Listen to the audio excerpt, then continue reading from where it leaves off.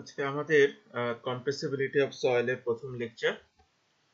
তো compressibility of soil টার্মোলজিটা কি এটা শুরুতে আমি একটু ব্রিফ করব, অ্যান্ড দেন এই টার্মোলজিটা কোথায় আমাদের বেশি ব্যবহার হয় এবং পরবর্তীতে এটা আরো ডিটেইলে আমরা দেখব। এটা একটু লেন্দি লেকচার হবে। আমাদের এই কম্প্রেসিবিলিটি অফ সয়েল এই টপিকসটা উপর সম্ভবত 5টা বা 6টা লেকচার দেওয়া হবে। তো আমি শুরুতেই যে বিষয়টা নিয়ে আলোচনা করতে যাচ্ছি সেটা হলো কম্প্রেসিবিলিটি অফ সয়েলটা কি। তো কম্প্রেসিবিলিটি অফ সয়েলটাকে যদি আমি বাই ওয়ার্ড মিনিং বলি, এটা one kind of densification of soil. কিন্তু আমাদের আগের যে টপিক ছিল কম্প্যাকশন অফ সয়েল, তার থেকে এর একটু ভিন্নতা আছে। তো আমরা আলোচনার প্রক্রিয়ার মধ্যেই এই ভিন্নতাটা লক্ষ্য করতে পারবো।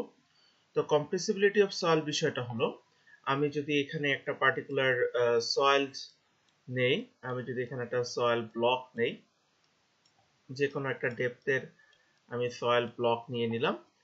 এবার এটার উপরে যদি আমি লোড অ্যাপ্লাই করি, স্ট্রাকচারের লোড, ইভেন সেলফ ওয়েটও হতে পারে, যে লোড অ্যাপ্লাই করি, এবং এই যে আমি বক্সটা নিলাম, এই বক্সের মেইন ইনগ্রেডিয়েন্ট যদি ফাইন পার্টিকেল হয়, তার মানে কিছু স্যান্ড থাকতে পারে, বাট মেইনলি এটা সিল্ট এবং ক্লে, দেন যেটা হবে ন্যাচারালি এই সয়েল পার্টিকেলের ভিতরে সলিড পার্টিকেল থাকবে আর কিছু ময়েশ্চার কন্টেন্ট থাকবে। আমি এখানে যে ডটেড গুলো দিচ্ছি এগুলোকে আমি ধরে নিলাম ভয়েড, এই air void as well as water mixed. তা এখন এই সয়েলের উপরে যখন আমি লোড অ্যাপ্লাই করব এবং এটা যদি ফাইন ডমিনেটিং সয়েল হয়, দেন এই পার্টিকেলগুলোর ভিতর ফ্রিকশন খুব একটা বেশি নেই, যেটা রেজিস্ট্যান্স শো করবে। সুতরাং কম্প্যাকশনের সাথে এটার একটা মেজর ডিফারেন্স এখানে আছে। আরেকটা বিষয় হলো, এখানে যখন আমি লোড অ্যাপ্লাই করব তখন ন্যাচারালি এই সয়েলের ভিতরে কিছু ময়েশ্চার থাকবে, কিছু পানি থাকবে। এই পানিটা ধীরে ধীরে এই সয়েল স্যাম্পল দিয়ে বের হয়ে যাবে। এই সয়েল স্যাম্পল দিয়ে পানিটা ধীরে ধীরে বের হয়ে যাবে। বের হয়ে যাওয়ার ফলে এই সয়েলটা নিচের দিকে কিছুটা কি করবে, সেটেল করবে বা বসে যাবে। এই যে একটা পার্টিকুলার সয়েলের উপরে লোড অ্যাপ্লাই করার পরে সে লোডটা, এই যে যে লোডটা আমরা অ্যাপ্লাই করলাম, এই লোডটা যদি সাস্টেইন করে, তার মানে একটা পার্টিকুলার সয়েলের উপরে যদি একটা সাস্টেইন লোড অ্যাপ্লাই করা হয় বা একটা লোড যদি একটা লম্বা সময় ধরে রেখে দেওয়া হয়, তাহলে সেই সয়েল স্যাম্পল দিয়ে ধীরে ধীরে ময়েশ্চার বের হয়ে যাওয়ার মাধ্যমে তার যে সেটেলমেন্টটা হয়, এটাকে বলা হচ্ছে কম্প্রেসিবিলিটি অফ সয়েল। তাহলে কম্প্রেসিবিলিটি অফ সয়েল জিনিসটা কি আমরা দেখলাম। এবার যদি একটু কম্পেয়ার করি, সেটা হলো কম্প্যাকশন অফ সয়েলের বিষয়টা ছিল আমাদের যে সয়েলকে আমরা ডেন্সিফাই করে ফেলবো, ডেন্সিফাই করে তার ইউনিট ওয়েটটাকে আমরা ইনক্রিজ করে ফেলবো এবং আমরা সেটা দ্রুত করতে পারি। লাইক হলো যে রোলার পাসিং গুলো, অপটিমাম ময়েশ্চার কন্টেন্টের যে বিষয়গুলো ছিল, এই বিষয়গুলো আমরা যদি অ্যাপ্লাই করতে পারতাম, করে দ্রুত আমরা সেটাকে ডেন্সিফাই করতে পারতাম। কিন্তু এবং সে রোলারটা কিন্তু ওখানে রেখে দেওয়ার কিছু নেই, একবার আমি তাকে লোড অ্যাপ্লাই করে ডেন্সিফাই করে ফেললে সে কিন্তু ডেন্সিফাই হয়ে ইউনিট ওয়েট বৃদ্ধি করে স্ট্রেংথ বাড়িয়ে দিত। বাট কম্প্রেসিবিলিটি অফ সয়েলের বিষয়টা হলো, একটা লোড জাস্ট অ্যাপ্লাই করলে হবে না, লোডটাকে সাস্টেইন করতে হবে। এবং লোডটাকে যদি রেখে দেওয়া হয়, এটা হলো ক্লে টাইপ পার্টিকেল বা ফাইন পার্টিকেলের নেচার, যে তার উপরে লোড রেখে দিতে হয়, রেখে দিলে ধীরে ধীরে তার ভিতর থেকে ওয়াটার মলিকুল বের হয়ে যায় এবং ওয়াটার মলিকুল বের হয়ে যাওয়ার ফলে তার একটা সেটেলমেন্ট ঘটে। এখন কম্প্যাকশন অফ সয়েলে আমাদের ইস্যুটা ছিল যে আমরা যে পার্টিকুলার সয়েলটা নিয়ে কাজ করতে চাচ্ছি, তার উপরে লোড অ্যাপ্লাই করে তার বিয়ারিং ক্যাপাসিটি বের করে দিব, ইউনিট ওয়েট বৃদ্ধির মাধ্যমে তার বিয়ারিং ক্যাপাসিটি বের করে দিব, বাড়িয়ে দিব। কিন্তু কম্প্রেসিবিলিটি অফ সয়েলে সয়েল, পানি, ওয়াটার মলিকুল বের হয়ে যাওয়ার ফলে ডেন্সিফাই হবে, স্ট্রেংথও কিছুটা বাড়বে, বাট এটা আমাদের প্রাইম গোল না। আমাদের প্রাইম গোল হলো এই যে সেটেলমেন্ট, লোড অ্যাপ্লাই করার ফলে এই জিনিসটার যে সেটেল হওয়ার কথা ছিল, এই সেটেলমেন্টটা হওয়ার ফলে স্ট্রাকচারটা কলাপস করে কিনা বা স্ট্রাকচারটার কোনো ক্ষতি হয় কিনা। ফরসে এখানে একটা সময়ের কথা বলা আছে। তো এখানে বিষয়টা হলো এরকম, কম্প্রেসিবিলিটি অফ সয়েলে, যে আমি একটা জায়গায় মাটি খুঁড়লাম, মাটি খুঁড়ে আমি একটা বিল্ডিং এর ফাউন্ডেশন দিব। ওকে, আমি একটা জায়গায় মাটি খুঁড়লাম, আমি একটা জায়গায় বিল্ডিং এর ফাউন্ডেশন দিব। এখন এই বিল্ডিং এর এই লোড এই মাটির উপরে পড়ার ফলে আগামী 1 বছর 2 বছর বা বিল্ডিং এর লাইফ টাইম জুড়ে এই লোডটা থাকবে, তাহলে এই লোডটার কারণে এই ফুটিং এর নিচের যে মাটিটা ধীরে ধীরে কি করবে, সেটেল করে যাবে। তাহলে আমি বিল্ডিংটার ডিজাইন পিরিয়ড যদি 50 ইয়ার্স ধরি, 50 ইয়ার্স ধরি বা 100 ইয়ার্স ধরি, যাই ধরি না কেন, তাহলে এই 50 ইয়ার্স বা 100 ইয়ার্সে এই জায়গার মাটিটা কতটুকু পরিমাণ সেটেল করবে, ফুটিং এর নিচে সাস্টেইন লোডের কারণে কতটুকু সেটেল করবে, এটাই হলো আমাদের কম্প্রেসিবিলিটি টপিকসের মেইন আলোচনার বিষয়। কারণ এই সেটেলমেন্টে আমাদের কোড অনুযায়ী ফুটিং এর টাইপ অনুযায়ী বিভিন্ন ভ্যালু দেওয়া থাকে এবং প্রজেক্টের টাইপ অনুযায়ী ভ্যালু দেওয়া থাকে। যেমন রেগুলার বিল্ডিং এ আমরা হয়তোবা কিছুটা অ্যালাউ করতে পারি, এবং ইউনিফর্ম হলে, মানে ফর এক্সাম্পল আমি যদি রেগুলার বিল্ডিং হয় আইসোলেটেড ফুটিং হলে কোডে আমাদের 20 থেকে 25 মিলিমিটার মানে 1 ইঞ্চির মতন, কম্বাইন্ড বা ম্যাট ফাউন্ডেশন হলে কোনো কোনো ক্ষেত্রে সেটাকে 50 মিলিমিটার বা 2 ইঞ্চি পর্যন্ত সেটেলমেন্ট অ্যালাউ করে। কিন্তু একটা নিউক্লিয়ার পাওয়ার প্ল্যান্ট, একটা বড় সাবস্টেশন, এই সকল ক্ষেত্রে হয়তোবা আমরা 5 মিলিমিটারও সেটেলমেন্ট অ্যালাউ করবো না। সুতরাং প্রজেক্ট টু প্রজেক্ট এটা ভ্যারি করবে এবং ফাউন্ডেশন টু ফাউন্ডেশন ভ্যারি করবে। আবার এই সেটেলমেন্টটা যদি আনইভেন সেটেলমেন্ট হয়, ফর এক্সাম্পল এখানে যে সেটেলমেন্টের কথা বলা হচ্ছে সেটা হলো একটা বিল্ডিং এর নিচে আমার 50টা ফুটিং আছে, 50টা ফুটিং এ যদি ইউনিফর্ম ভাবে সেটেল করে তাহলে আমি বলতেছি হয়তোবা 20 মিলিমিটার সেটেল অ্যালাউ করছে। কিন্তু যদি এমন হয় যে আমার বিল্ডিং এর পাশাপাশি দুটো ফুটিং এর মধ্যে একটায় যদি আমার যা সেটেল হয় অন্যটাতে ডিফারেন্ট হয়, সেই ক্ষেত্রে আমার অ্যালাউবল সেটেলমেন্টটা আরো কম। তাহলে এই যে বিষয়গুলো যে লং রান এই মুহূর্তে হচ্ছে না, কিন্তু ভবিষ্যতে ধীরে ধীরে সময়ের সাথে লোড সাস্টেইন থাকার ফলে সয়েল স্যাম্পলের ভিতর থেকে ওয়াটার মলিকুল বের হয়ে যাওয়ার মাধ্যমে এই স্ট্রাকচারটা যদি সেটেল করে তাহলে সে সর্বোচ্চ কতটুকু সেটেল করতে পারে আমাদের স্ট্রাকচারের লাইফ টাইমে, সেটা আমাদের ক্যালকুলেশন করতে হয়। সেই ক্যালকুলেশনটা যদি অ্যালাউবল লিমিটের মধ্যে থাকে ইন দ্যাট কেস আমরা ওকে বলি, এবং যদি না থাকে তখন আমরা ওকে বলি না। এবং সেই কারণে অনেক সময় আমাদের ফাউন্ডেশন শ্যালো ফাউন্ডেশন থেকে ডিপ ফাউন্ডেশনে যাওয়ার প্রয়োজন হয় বা অল্টারনেট করার প্রয়োজন হয়। আমাদের দেখা যায় ঘন ঘন কম্বাইন্ডের জায়গায় র্যাপ বা আইসোলেটেড ফুটিং এর জায়গায় কম্বাইন্ড ম্যাট ফাউন্ডেশনেরও ডিসিশন নিতে হয় এই ধরনের সার্কামস্টেন্সে। বা ইভেন যদি আমি রাস্তা তৈরির ক্ষেত্রেও বলি একই কথা, যেমন আমি এখানে রাস্তা তৈরি করব, তো আমরা জানি যে অরিজিনাল সয়েল, অরিজিনাল সয়েলটাকে আমরা মেনলি সাবগ্রেড বলে থাকি। তো অরিজিনাল সয়েলটা মেনলি ফিল্ড বা ক্লে টাইপেরই হয়ে থাকে বাংলাদেশের পার্সপেক্টিভে যদি আরো বলে থাকি। তাহলে উপরের যে রাস্তার লেয়ার গুলো করব, এই লেয়ার গুলোর সেলফ ওয়েট, ভেহিকেলের লোডটা এখানে খুব একটা ইম্পর্টেন্ট না, কারণ ভেহিকেলের লোডটা কন্টিনিউয়াসলি মুভের মধ্যে থাকে, কিন্তু এই যে তার সেলফ ওয়েট, এই উপরের রাস্তার যে লেয়ার গুলো, এই লেয়ার গুলোর সেলফ ওয়েটটা এই সাবগ্রেডেড সয়েলের উপরে একটা সাস্টেইন লোড আকারে কাজ করে, এবং এই সাস্টেইন লোডের কারণে সাবগ্রেডের যে সেটেলমেন্ট হয় এটা আমাদের ক্যালকুলেশন করে দেখতে হবে, এবং সেই সেটেলমেন্টটা যদি অ্যালাউবল লিমিটের মধ্যে থাকে আমরা ওকে বলে, আদারওয়াইজ এই সাবগ্রেড আমাদের চেঞ্জ আনতে হয় বা এই উপরের লেয়ারে মডিফিকেশন আনতে হয়। এরকম অনেক প্রজেক্ট হয়েছে, এক্সাম্পল আছে যে বড় হুইল লোড আসবে, বড় হুইল লোড আসার কারণে রাস্তার এই লেয়ার গুলোকে বাড়ানো হয়েছে বা অনেক ডিপ করা হয়েছে। অথবা আমার শহর রক্ষা বাঁধ যে ইম্বাংমেন্ট, ওয়াটার লেভেল অনেক হাই হবে এই জন্য ইম্বাংমেন্টের হাইট অনেক বেশি করা হয়েছে, কিন্তু সেই হাইট করার ফলে তার সেলফ ওয়েটের কারণে নিচের যে সয়েল সফট, মানে সফট সয়েল বলি বা ফাইন গ্রেন যে সয়েল বলি, তার সেটেলমেন্ট অতিরিক্ত হয়ে গেছে। ফলে দেখা যাচ্ছে আমি উপরের লেয়ার গুলোর কম্প্যাকশন খুব ভালো করলাম, কিন্তু সেই কম্প্যাক্টেড লেয়ার যার উপরে লোডটা ট্রান্সফার করবে তার হয়তো সেই লোড নেওয়ার ক্যাপাসিটি নেই, সে সেটেল করে যাচ্ছে, তাহলেও কিন্তু আমার সিস্টেমটা ফেল করে যাচ্ছে। তাহলে এই হলো মোটামুটি ভাবে কম্প্রেসিবিলিটি। এটা হলো হালকা ধারণা দেওয়ার চেষ্টা করলাম। আমরা ভবিষ্যতে এই টপিকসে যখন আরো আলোচনা করব তখন এই বিষয়গুলো আরেকটু ক্লিয়ার হবে। তো অ্যাকচুয়ালি এখানে এই যে কম্প্রেসিবিলিটি জিনিসটা ঘটে, এই ঘটার সময় যে বেসিক অ্যাক্টিভিটিস গুলো হয় সেগুলো হলো ডিফরমেশন অফ সয়েল পার্টিকেল। হ্যাঁ, লোড যখন পড়বে তখন পার্টিকেল গুলো তাদের নিজের জায়গা থেকে মুভ করে কিছুটা রিলোকেট হবে, এই যে deformation of soil particle and relocated of soil particle, and finally expulsion of water, পানি বের হয়ে যাবে। এটাই মেইনলি ডমিনেটিং হয় আমাদের ইনঅর্গানিক সয়েলের জন্য, ইনঅর্গানিক সয়েলের জন্য এক্সপালশন অফ ওয়াটার। তাহলে এই ফেনোমেনা গুলোর উপর বেস করে আমাদের সেটেলমেন্টকে তিনটা মেজর ক্যাটাগরিতে ভাগ করা যায়। একটাকে আমরা বলছি ইলাস্টিক সেটেলমেন্ট, একটাকে বলতেছি আমরা প্রাইমারি সেটেলমেন্ট বা প্রাইমারি কনসোলিডেশন, এবং আরেকটাকে বলতেছি আমরা সেকেন্ডারি কনসোলিডেশন।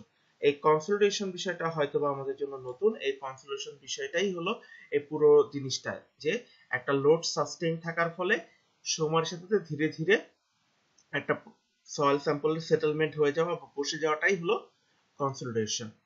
এখন আমরা আমাদের এই আন্ডারগ্রেড লেভেলে যে আলোচনাটা করব, এটা মেইনলি আমরা প্রাইমারি কনসলিডেশন যেটা, এটা নিয়ে আলোচনা করব। ইলাস্টিক সেটেলমেন্ট বা সেকেন্ডারি কনসলিডেশনটা আমরা এখানে খুব ডিটেইলে আলোচনা করব না। এখন প্রশ্নটা হলো কেন আলোচনা করব না, সেটা ব্যাখ্যা দিচ্ছি। ইলাস্টিক সেটেলমেন্ট যেটা, এই ইলাস্টিক সেটেলমেন্টটা আমাদের নরমালি লোড অ্যাপ্লাই করার ইমিডিয়েট পরে হয়ে থাকে। যখনই আমরা কোনো লোড অ্যাপ্লাই করব তার ঠিক পরপরই হয়ে থাকে, এবং আমাদের ফাইন গ্রেইন সয়েলের টোটাল সেটেলমেন্ট, এখানে তো তিনটার যোগফলই হলো টোটাল সেটেলমেন্ট। এই টোটাল সেটেলমেন্টে ইলাস্টিক সেটেলমেন্টের ইফেক্ট কম্পারেটিভলি খুবই কম। এই কারণে আমরা এখানে ইলাস্টিক সেটেলমেন্ট নিয়ে ডিটেইল আলোচনা করব না।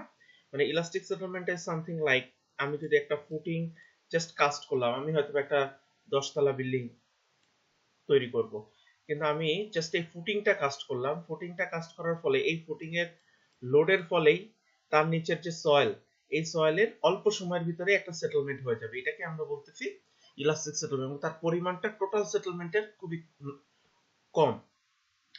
এবং যেহেতু আমি মাত্র ফুটিংটা দিয়েছি, স্ট্রাকচার এখনো তৈরি হয়নি, এই কারণে এই সেটেলমেন্টের ফলে সিস্টেমে খুব একটা প্রবলেম হয় না। কারণ এই সেটেলমেন্টের পরে যাই হোক না কেন, এরপরে ফুটিং গুলোকে আমি কানেক্ট করে স্ট্রাকচার তৈরি করে নিয়ে যাব। সুতরাং আমার স্ট্রাকচারাল সিস্টেমে সেটেলমেন্টের ফলে যে প্রবলেমগুলো তৈরি হওয়ার সম্ভাবনা আছে, সেখানে আমার ইলাস্টিক সেটেলমেন্টের ভূমিকা নাই বললেই চলে।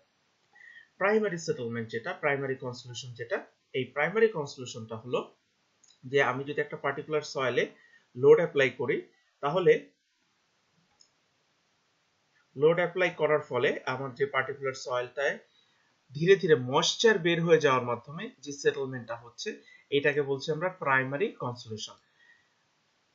ধীরে ধীরে ময়েশ্চার বের হয়ে যাওয়ার ফলে যে সেটেলমেন্ট হচ্ছে একটা প্রাইমারি কনসলিউশন। আমি সেকেন্ডারি কনসলিউশনটা আলোচনা করে তারপর প্রাইমারিটা কি, কেন আমরা ফোকাস করতেছি, এটা বলতেছি। আর সেকেন্ডারি কনসলিউশন যেটা, সেটা হলো যখন আমার সয়েল থেকে সকল ময়েশ্চার বের হয়ে গিয়েছে, সকল ময়েশ্চার বের হয়ে গিয়ে সয়েল স্যাম্পল আর কোনো ময়েশ্চার অবশিষ্ট নেই, তখন আমার এই সয়েল ফ্যাব্রিক গুলো, আমরা এর আগেও দেখেছি ফাইন পার্টিকেল গুলো কম্পারেটিভলি ফ্লেকি শেপের হয়ে থাকে। এই ফ্যাব্রিক যেগুলো থাকে, এই ফ্যাব্রিক গুলো যখন সকল পানি বের হয়ে গিয়েছে, এই ফ্যাব্রিক গুলো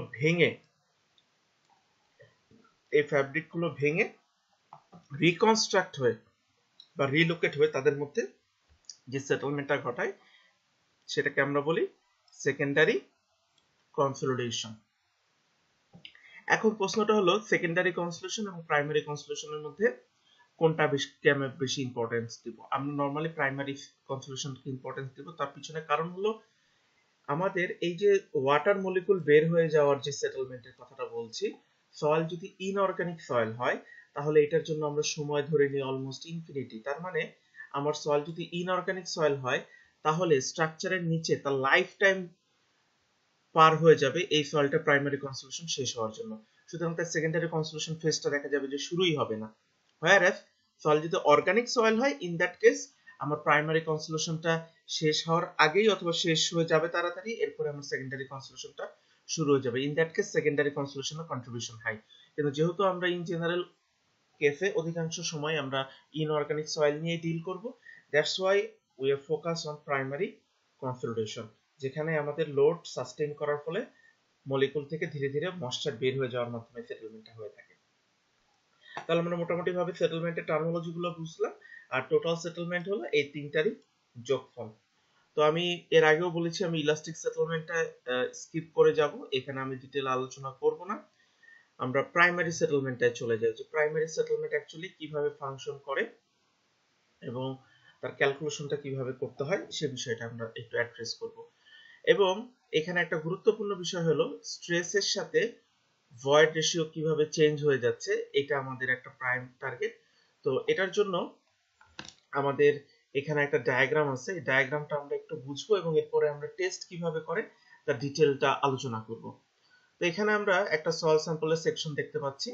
এখানে একটা ডেপথ h দেওয়া আছে, এই h ই হলো কি আমাদের কনসিডারেবল ডেপথ, বা এটাই হলো আমাদের ক্লে সয়েল। আমরা ধরে নিলাম this is our clay soil, এই সয়েলটার সেটেলমেন্টটা নিয়ে আমরা কথা বলছি। এটার উপরে স্যান্ডি সয়েল আছে, এটার নিচেও আমাদের স্যান্ডি সয়েল আমরা ধরে নিচ্ছি। তাহলে এখানে একটা ক্লে সয়েল আছে, ক্লে সয়েলটা উপর ওয়াটার টেবিলটা দেখা যাচ্ছে ক্লে সয়েলের উপরে রাখা হয়েছে। তো নরমালি আমরা যখন টেস্টও করি আমরা ধরে নেই যে ওয়াটার টেবিলটা ক্লে সয়েলের উপরে থাকবে, কারণ এই ক্লে সয়েলের উপরে বা যেটাকে আমি সেটেলমেন্ট করতে চাচ্ছি তার উপরে যদি ওয়াটার টেবিলটা রাখি আমি, তার মানে আমার এই সয়েলটা স্যাচুরেটেড অবস্থায় আছে, এবং স্যাচুরেটেড অবস্থায় রেখেই আমি তার এই ক্যালকুলেশনটা করতে চাই, কারণ স্যাচুরেটেড অবস্থায় তার সেটেলমেন্ট সর্বোচ্চ হবে। এখন আমার ফিল্ডে তো ওয়াটার টেবিল যে কোনো সময় ফ্লাকচুয়েট করতে পারে, তো ফ্লাকচুয়েট যাই করুক না কেন, আমি যদি সর্বোচ্চ সেটেলমেন্ট হওয়ার, যে সময় সর্বোচ্চ সেটেলমেন্ট হওয়ার পসিবিলিটি আছে সেটা ধরে যদি আমি ক্যালকুলেশন করি, তাহলে আমি আমার স্ট্রাকচারের লাইফ টাইম জুড়ে সিকিউর থাকবো। এই কারণে আমরা সবসময় স্যাচুরেটেড ধরে কাজ করি। উপরে একটা ডেল সিগমা লোড দেওয়া আছে, এই ডেল সিগমা লোডটাই হলো স্ট্রাকচারের লোড। এখানে আমরা কয়েকটা বিষয় সম্পর্কে আমরা একটু জানবো, সেটা হলো আমাদের পোর ওয়াটার প্রেসারটা কি সেটা একটু দেখবো। পোর ওয়াটার এবং পোর ওয়াটার প্রেসারটাকে এখানে আমরা একটা সিম্বল দেখছি, ডেল ইউ দ্বারা রিপ্রেজেন্ট করা হয়। Del U pore water pressure, তার মানে আমি যখন একটা লোড অ্যাপ্লাই করব, এই লোড অ্যাপ্লাই করার ফলে এই লোডের কিছু অংশ এই সয়েলের ওয়াটার মলিকুলে ট্রান্সফার হয়ে যাবে এবং কিছু অংশ সলিড মলিকুলে ট্রান্সফার হয়ে যাবে। ওয়াটার মলিকুলে যেই স্ট্রেসটা ট্রান্সফার হয়ে যাবে সেটাকেই বলা হয় পোর ওয়াটার প্রেসার, এবং এটা আমাদের জানা থাকা প্রয়োজন। তার পিছনে অন্যতম প্রধান কারণ আমরা এখানে বলেছি সাস্টেইন লোড থাকবে এবং তার ফলে ধীরে ধীরে ওয়াটার মলিকুল বের হয়ে যাবে। দ্যাট মিন্স আমরা যখন লোড অ্যাপ্লাই করব তখন ওয়াটারে প্রচুর পরিমাণ লোড ট্রান্সফার হবে ইনস্ট্যান্টেনিয়াসলি, কিন্তু সময়ের সাথে সাথে ধীরে ধীরে ওয়াটার মলিকুল যত বের হয়ে যেতে থাকবে ততই আমার সয়েল স্যাম্পল থেকে পোর ওয়াটার প্রেসারও রিলিজ হতে থাকবে। আর পোর ওয়াটার প্রেসার যে রিলিজ বা কমে যেতে থাকবে, এই প্রেসারটাই ট্রান্সফার হয়ে যাবে আমাদের সলিড পার্টিকেলে, এবং এই সলিড পার্টিকেলে যে প্রেসারটা ট্রান্সফার হয়ে যাচ্ছে তাকেই আমরা বলছি effective stress. Effective stress, so water মলিকুলের যে প্রেসার সেটাকে পোর ওয়াটার প্রেসার বলে, এটা ধীরে ধীরে কমে যেতে থাকে এবং ইফেক্টিভ স্ট্রেস ধীরে ধীরে বাড়তে থাকে, এবং বাড়তে বাড়তে সয়েলের বিয়ারিং ক্যাপাসিটি যদি এক্সিট করে যায় তখনই আমার সয়েল স্যাম্পলটা ফেল করে যেতে পারে এবং কন্টিনিউয়াসলি সেটেলমেন্ট তো ঘটতেই থাকবে। তাহলে এই প্রেসার ডায়াগ্রামটা যদি আমরা একটু দেখি, এই এইচ হলো কি আমাদের ডেপথ। এখানে আমরা যে ডায়াগ্রামটা দেখছি এটা তিনটা পার্ট আছে, আমরা শুরুর পার্টটা দেখছি। তো শুরুর পার্টে এই যে এইচ বলতে এই যে এখানকার সয়েল স্যাম্পলের যে ডেপথ, এটা দিয়ে আমি ওয়াই এক্সিস কে ডিনোটেট করা হয়েছে, ওয়াই এক্সিস কে ডিনোটেট করা হয়েছে, এবং এক্স এক্সিসে তিনটা প্রেসার নেওয়া হয়েছে। একটা হলো টোটাল স্ট্রেস, দ্যাট মিন্স আমার রাস্তা বলি বিল্ডিং বলি তার থেকে যে স্ট্রেসটা আসবে সেটাকে উল্লেখ করা হয়েছে টোটাল স্ট্রেস। এর পরেরটা হলো পোর ওয়াটার প্রেসার, তার মানে এই স্যাম্পলের বা এই সয়েলের ওয়াটার মলিকুলের ভিতরে যে স্ট্রেসটা ট্রান্সফার হয়েছে। এন্ড দেন হলো ইফেক্টিভ স্ট্রেস, সলিড মলিকুলে যেই স্ট্রেসটা ট্রান্সফার হয়েছে। এবং অন্যভাবে যদি বলি, actually total stress is equal to poor water pressure plus effective stress. That means এই ইফেক্টিভ স্ট্রেস এবং পোর ওয়াটার প্রেসারের যোগফলই হলো কি আমাদের টোটাল স্ট্রেস, অথবা টোটাল স্ট্রেসটাই সমান ভাগে ভাগ হয়ে, সমান ভাগে ঠিক বলবো না, মানে এই দুটো এলিমেন্টের মধ্যে ভাগ হয়ে যায়। এবার আমরা বলেছিলাম তিনটা ডায়াগ্রাম নিয়ে আলোচনা করব, তিনটা ফিগার নিয়ে আলোচনা করব। তো প্রথম ফিগারে আমাদের এখানে সময় ধরে নেওয়া হয়েছে 0। 0 বলতে এখানে বোঝাচ্ছে ইনস্ট্যান্টেনিয়াসলি, যে মাত্র স্ট্রেসটা অ্যাপ্লাই করলাম। এটা আসলে প্র্যাকটিক্যালি ফিজিবল না, এটা বোঝানোর জন্য বোঝানো হয়েছে, দেখানো হয়েছে। ইনস্ট্যান্টেনিয়াসলি আমরা যদি লোড অ্যাপ্লাই করি তাহলে পুরো ডেপথ জুড়ে ডেল সিগমা, ডেল সিগমাকে স্ট্রাকচারের লোডও বলছে বা এটাকে ডেভিয়েটর স্ট্রেসও বলা হয়। তাহলে এই যে আমরা স্ট্রেস যেটা অ্যাপ্লাই করলাম, এই স্ট্রেস অ্যাপ্লাই করার ফলে ইনস্ট্যান্টেনিয়াসলি এই স্ট্রেস পুরোটাই পানিতে ট্রান্সফার হয়ে যাবে। আমরা পে স্কেলের সূত্র দেখে এসেছিলাম ফিজিক্সে, যে একটা পানির যদি বল, একটা বাল্বের ভিতর যদি পানি নিয়ে তাতে কিছু ছিদ্র করে আমরা প্রেসার অ্যাপ্লাই করতাম, তাহলে আমরা দেখতাম সকল ছিদ্র থেকে ইকুয়াল ফোর্সে পানি বের হয়ে যায়। কারণ পানির ধর্ম হলো তার উপর যদি কোনো লোড অ্যাপ্লাই করা হয় সে সাথে সাথে ইনস্ট্যান্টেনিয়াসলি চারদিকে ইকুয়ালি ডিস্ট্রিবিউট করে দেয়। সো আমি যে লোডটা অ্যাপ্লাই করলাম এই লোডটা ওয়াটার মলিকুলের ভিতরে রিলিজ হয়ে গেল ইনস্ট্যান্টেনিয়াসলি, সলিড পার্টিকেলে এখন পর্যন্ত কিছু যেতে পারেনি। সো আমার টোটাল স্ট্রেস এবং পোর ওয়াটার প্রেসার সেম, কিন্তু এটা একটা হাইপোথেটিক্যাল কন্ডিশন, কারণ টাইম কখনো জিরো হতে পারে না। আমি যখনই কিছু বলবো না কেন সেটাই একটা টাইম। তো যাই হোক, এটা হলো আমাদের কাজটা শুরু করার জন্য। দেন পরের যে অবস্থাটা দিচ্ছে সেটা হলো time is greater than 0 but less than infinity. এখানে ইনফিনিটি ব্যবহার করা হয়েছে কারণ আমি এর আগেও বলেছি আমাদের প্রাইমারি কনস্টিটিউশন সয়েল যদি ইনঅর্গানিক হয়, ইন দ্যাট কেস টাইমটাকে ধরা হচ্ছে ইনফিনিটি, যে ইনফিনিটির পরিমাণ সময় লাগবে তার সকল ওয়াটার মলিকুল বের হয়ে যায়। হ্যাঁ, সয়েল ফেল করতে পারে, তার আগে স্ট্রাকচার কোলাপস করে যেতে পারে, কিন্তু সকল পানি বের হয়ে গিয়ে জিরো ওয়াটারের অবস্থা ইনঅর্গানিক সয়েলে আসার জন্য আমাকে ইনফিনিটি পরিমাণ সময় অপেক্ষা করতে হবে। দেন এই মধ্যবর্তী সময় যে বিষয়টা হবে যে ধীরে ধীরে আমার ওয়াটার মলিকুল, এটাকেও যদি আমি এই যে সয়েল স্যাম্পল দিয়ে ধরি, তাহলে উপরে স্যান্ড আছে এবং নিচে স্যান্ড আছে, ওয়াটার গুলো উপরে নিচে কি হয়ে যাবে, ট্রান্সফার হয়ে যাবে। প্র্যাকটিক্যালি আমাদের জরুরি না যে সবসময় উপরে এবং নিচে স্যান্ড থাকবে, জরুরি না, কিন্তু কেস টু কেস কি হয় এগুলো নিয়ে আমরা পরে আলোচনা করব, যে ভিন্ন হলে তখন কি হয়। আমরা এখানে বোঝানোর সুবিধার্থে উপরে এবং নিচে স্যান্ড ধরে নিয়েছি। সো আমি যখন লোড অ্যাপ্লাই করব, ক্লে সয়েল থেকে স্যান্ডি সয়েলে পানিটা কি হয়ে যাবে, ট্রান্সফার হয়ে যাবে। আর যত পানি ট্রান্সফার হয়ে যাবে, এর আগেও আমি বলেছি, পোর ওয়াটার প্রেশার তত রিলিজ হতে থাকবে। সো সময় যত যাবে আমার লোডটা যেহেতু সাস্টেইন, লোডটা যেহেতু থাকবে, তার মানে পুরোটা জুড়ে টোটাল স্ট্রেসের কোনো প্রকার কোনো চেঞ্জ হবে না। কিন্তু এইটার টপে যেখানে স্যান্ড আছে এবং বটমে যেখানে স্যান্ড আছে, সেই জায়গাগুলোতে ওয়াটার মলিকুল রিলিজ হয়ে যাওয়ার কারণে এই জায়গার পোর ওয়াটার প্রেশারটা আগে কমে যাবে, হোয়ারএস মিডল ডেপথের পোর ওয়াটার প্রেশারটা এখনো যথেষ্ট পরিমাণে থাকবে। আবার পোর ওয়াটার প্রেশার যেহেতু রিলিজ হয়ে যাচ্ছে দুইটা ইন্ডে, তাহলে দুইটা ইন্ডের ইফেক্টিভ স্ট্রেসও তাড়াতাড়ি জেনারেট হবে, হোয়ারএস মিডলে কম।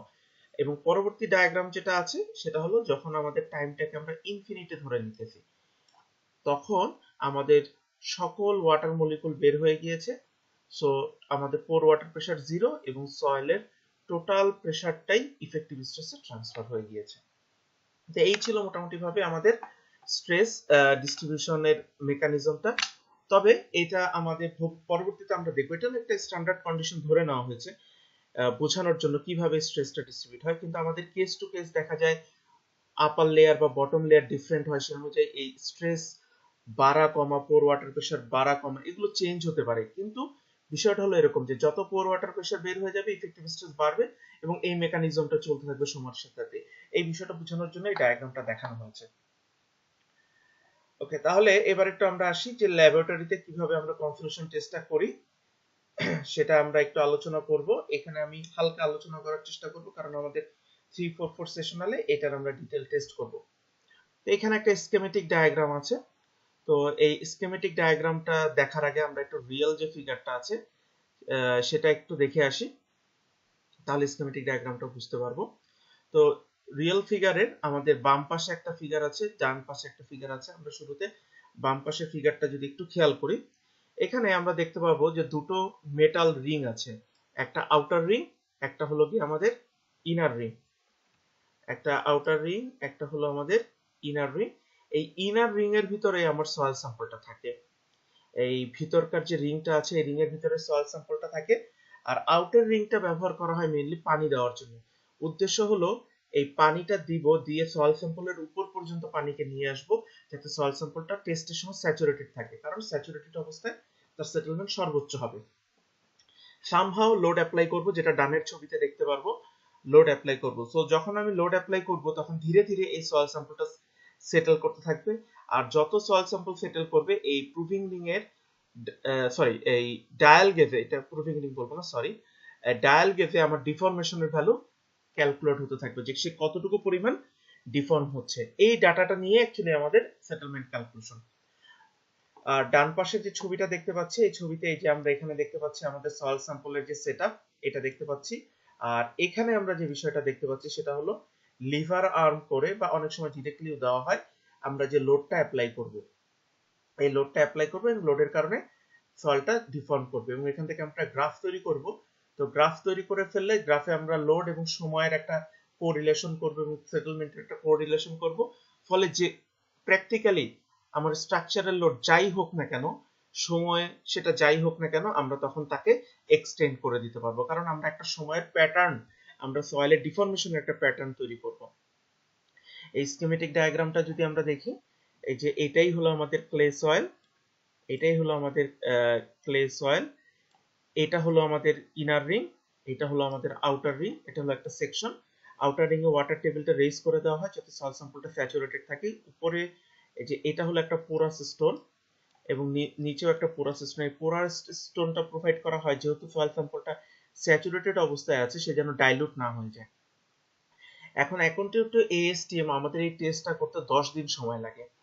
10 দিন সময় লাগে কারণ হলো আমরা যে বলতেছি আমরা প্যাটার্ন তৈরি করব, এটার জন্য আমরা যে কাজটা করি আমরা 25 kPa স্ট্রেস প্রোভাইড করব। তো 25 kPa এখানে kPa যেহেতু একটা stress kilonewton per metre square, আমরা যদি এটা ডায়ামিটার জানি এরিয়া বের করতে পারবো। সো 25 এর সাথে এরিয়া মাল্টিপ্লাই করলে যত লোড লাগে সে লোডটা আমরা এখানে অ্যাপ্লাই করব, আর এই ডায়াল গেজে ডিফর্মেশন আসতে থাকবে। 25 kPa একটা লোড অ্যাপ্লাই করার পরে নির্দিষ্ট সময় পর পর আমাদের 1 মিনিট 2 মিনিট 5 মিনিট এইভাবে করে আমরা ক্যালকুলেট করি। 5 মিনিটের পর 10 মিনিট, এরপর 30 মিনিট, 1 আওয়ার, এভাবে আমাদের আসলে স্পেসিফিকেশন আছে। এভাবে ধীরে ধীরে 12 আওয়ার পর 24 আওয়ার, এইভাবে এই 25 kPa এর জন্য 24 ঘন্টায় একটা রিডিং নিতে হয়। 24 ঘন্টায় এই ডায়াল গেজে কি পরিমাণ ডিফর্মেশন হয়েছে। 24 ঘন্টা হয়ে যাওয়ার পরে এখানে আবার 25 এর জায়গায় 50 kPa দিয়ে আবার 24 ঘন্টার 50 এর পরে 100, 100 এর পর 200, 200 পর 400, এভাবে করে করে 1600 পর্যন্ত 1600 kPa। এই 1600 kPa পর্যন্ত লোড দিতে আমাদের দেখা যায় 7 দিন সময় লাগে। 7 দিনের রিডিং নিতে হয়, তারপর এটাকে আবার আনলোড করতে হয়।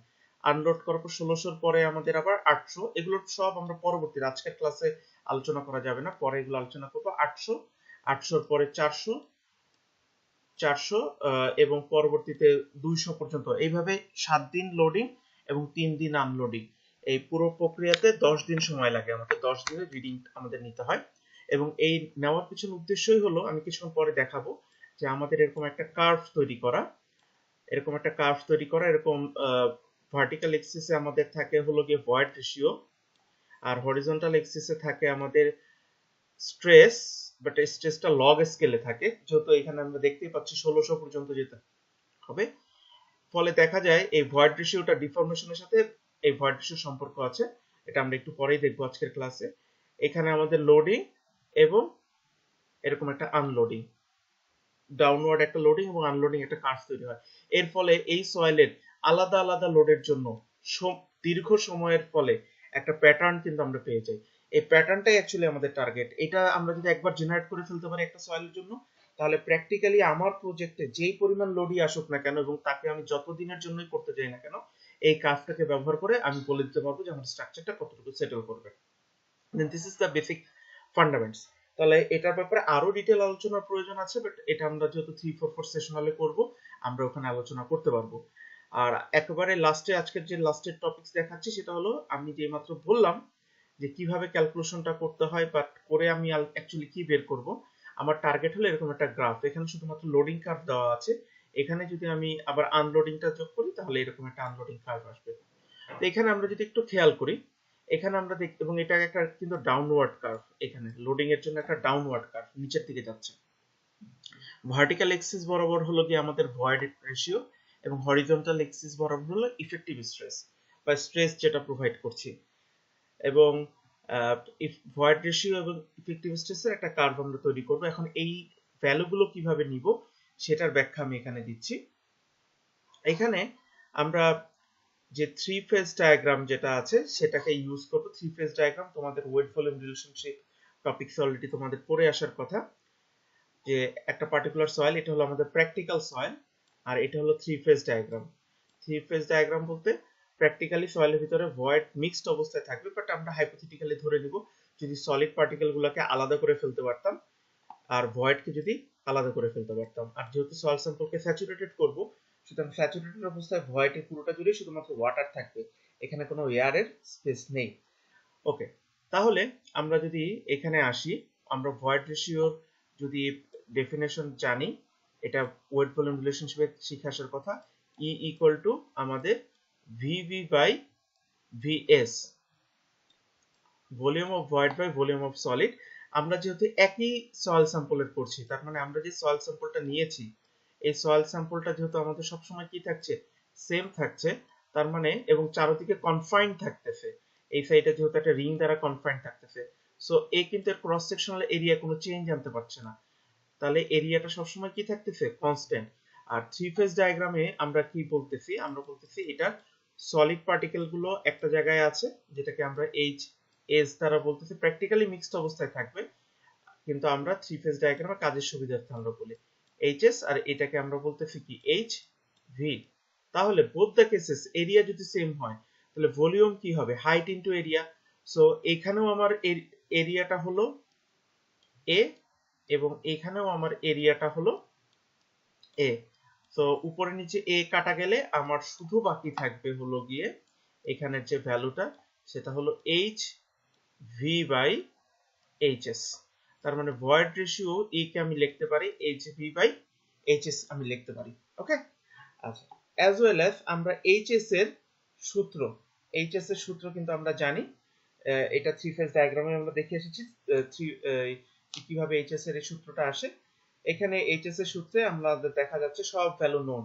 ডব্লিউএস হলো যে সয়েল স্যাম্পলটার মাস বা ওয়েট, এই ওয়েটটা কিভাবে বের করব, আমাদের সয়েল টেস্ট যখন শেষ হয়ে যাবে, শেষ হয়ে যাওয়ার পরে এই সয়েল স্যাম্পলটাকে ওভেনে ড্রাই করার পরে যে ওয়েটটা পাবো সেটা হলো ডব্লিউএস। এরিয়া, আমরা যেই স্যাম্পল নিচ্ছি সেই স্যাম্পলের ডায়ামিটার যদি জানি এরিয়া বের করা যাবে। এই সয়েলের স্পেসিফিক গ্র্যাভিটি টেস্ট করলে জিএস বের হয়ে যাবে, ওয়াটারের ইউনিট ওয়েট আমার জানা আছে। সো আমরা কিন্তু এই সূত্র ব্যবহার করে এই সয়েল স্যাম্পলের এইচএস ইজিলি বের করে ফেলতে পারি। এখন যে সয়েল স্যাম্পলটা নিয়ে আমি টেস্ট করতেছি অবশ্যই তার হাইট আমার জানা আছে, তাহলে সেই এইচ থেকে যদি আমি এই ক্যালকুলেটেড এইচএস টাকে বিয়োগ করে দেই তাহলে চলে আসবে এইচ ভি, এইচ ভি। তাহলে এইচএস এবং এইচভি বের করার সিস্টেম কিন্তু আমি দেখে গেলাম। এখন আমাদের অ্যাকচুয়ালি যে প্রসেসটা, এবং এটা পরে কন্টিনিউশন করেছে, এটা আমি ব্রিফ করব। এখন আমাদের যে কাজ, যখন আমরা টেস্টটা মাত্র শুরু করব, কোনো লোড দেইনি, তখনকার এইচএস এবং এইচভির যে রিলেশনটা আসবে সেখান থেকে আমি যে ভ্যালুটা পাবো সেটাকে বলবো আমি ই নট, যে ইনিশিয়াল অবস্থার ভয়েড রেশিও। এরপর আমি যত লোড সাস্টেইন করব, যেটা বলে এসেছি 25, 50, 100, যত লোড সাস্টেইন করব, এই লোডের ফলে যে ডিফরমেশন হবে, এই ডিফরমেশন কিন্তু সব হবে ভয়েডে, সলিডে কিন্তু তার কোনো প্রকার কোনো ডিফরমেশন নেই। সো এই ডিফরমেশনটাকে এইচভি থেকে যদি মাইনাস করে দেই, আমি এই ডিফরমেশনটাকে যদি এইচভি থেকে মাইনাস করে দেই এবং এই সূত্রতে আবার অ্যাপ্লাই করে দিই, কারণ এইচএসটা তো কনস্ট্যান্ট, এই সূত্র যদি প্লাস করি তাহলে নতুন নতুন HV আসতে থাকবে, তার মানে HV1, HV2, HV3, এরকম আলাদা আলাদা ভ্যালু আসতে থাকবে সময়ের সাথে, এবং তার করেসপন্ডিং আমি ভয়েড রেশিও পেতে থাকবো E1, E2, E3, এরকম ভ্যালু পেতে থাকবো, এবং ভ্যালু ধীরে ধীরে কমতে থাকবে, কারণ HS কনস্ট্যান্ট, HV এর ভ্যালু ডিফরমেশন বাড়বে, মাইনাস করতে করতে কমে আসবে। সো এই বিষয়গুলো কিন্তু অ্যাকচুয়ালি এখানে অ্যাড্রেস করা হয়েছে, তোমরা দেখলেই বুঝতে পারবে। তাহলে এই ভ্যালুগুলোকে যদি প্লট করে আমরা এই গ্রাফে চলে আসি, তাহলে আমরা দেখতে পারবো আমরা যত স্ট্রেস বাড়াচ্ছি 25, 50, 100, তত আমরা ডান দিকে যেতে থাকবো, আর আমাদের ই নটের পরে যত আমাদের এইচভি কমতে থাকবে, নতুন নতুন আমাদের ভয়েড রেশিও চলে আসতে থাকবে E1, E2, E3, এবং এই ভ্যালুগুলো ধীরে ধীরে যেহেতু কমবে আমরা এরকম একটা ডাউনওয়ার্ড কার্ভ পাবো। সো আপ টু দিস, এটাই হলো কি আমাদের 1624 ঘন্টা রিডিংটা এসে এখানে পিক করবে। তারপর আমরা যদি আবার আনলোডিং করি তাহলে আবার জিনিসটা আগের দিকে যাবে। সো এই আনলোডিং এর সময় তার বিহেভিয়ার কি, লোডিং হলো, এইগুলোর আরো অনেক ডিটেইল আলোচনা আছে যেটা আমরা পরবর্তীতে করব, কিন্তু বেসিক ফান্ডামেন্টস যে ল্যাবে আমরা যে টেস্ট করব তার রেজাল্টটা কিভাবে আমরা প্রেজেন্ট করব। তো আজকে লেকচার এখানে শেষ করছি, নেক্সট লেকচারে আমরা অন্যান্য আরো বিষয় এটার রিলেটেড ডিটেইল আলোচনা করব।